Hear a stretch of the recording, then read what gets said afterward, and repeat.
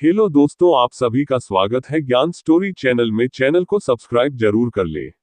आपने देखा होगा कि हिंदू देवी देवताओं का उनके चेहरे और शारीरिक बनावट के कारण उनका अपना महत्व है। उनकी अपनी अलग प्रवृत्ति है। हर देवी देवता अपने आप में बहुत खास है, लेकिन सभी में एक बात समान है कि इन सभी देवी देवताओं का चेहरा इंसान का है। वहीं इन सबसे अलग है भगवान गणेश, जिन्हें हर शुभ कार्य से पहले पूजा जाता है। उनके प्रथम पूजने से सारे काम सफल होते हैं। जिनको एक हाथी का चेहरा मिला है, इसके पीछे भी एक पौराणिक कहानी है, जिसके बारे में आज हम जानेंगे कि क्यों गणेश जी को हाथी का ही सिर मिला, किसी इंसान का सिर क्यों नहीं मिला। पौराणिक कथाओं के अनुसार एक बार की बात है, जब माता पार्वती को स्नान करने जाना था और पहरा देने के लिए कोई नहीं था, तो उन्होंने जो उपटन लगाया था, उस उपटन से एक पुत्र बनाया, जिसको विनायक नाम दिया। माता पार्वती ने उन्हें पहरा देने के लिए कहा। इस बीच भगवान शिव आते हैं, जिसे गणेश जी वहीं रोक देते हैं। भगवान शिव क्रोधित होकर अपने त्रिशूल से उनका सिर धड़ से अलग कर देते हैं। जब माता पार्वती वापस आती हैं तो देखती है कि उनके बेटे का सिर भगवान शिव ने धड़ से अलग कर दिया।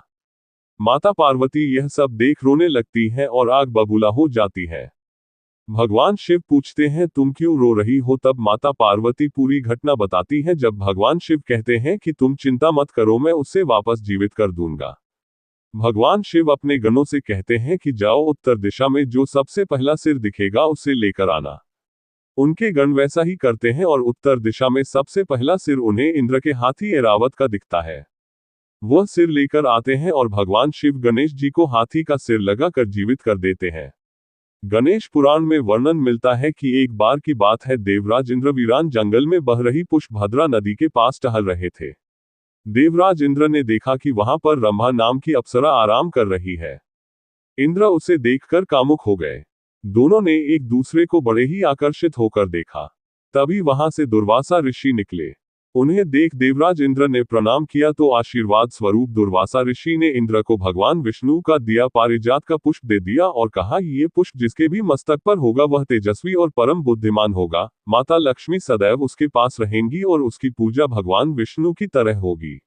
देवराज इंद्र ने उस पुष्प को हाथी के सिर पर रख दिया। ऐसा करने से देवराज इंद्र का तेज समाप्त हो गया और अप्सरा रंभा भी उन्हें वियोग में छोड़कर चली गई। वहीं हाथी भी इंद्र को छोड़कर चला गया और उसी जंगल में हथनी के साथ रहने लगा। इस बीच हाथी ने वहां रह रहे वन्य जीव जंतुओं और प्राणियों को बहुत परेशान किया। हाथी का अहंकार खत्म करने के लिए दैवीय घटना घटित हुई और उस हाथी का सिर काटकर गणेश जी के धड़ में लगाया गया। जो वरदान पारिजात के पुष्प को प्रदान था, वह गणेश जी को मिला।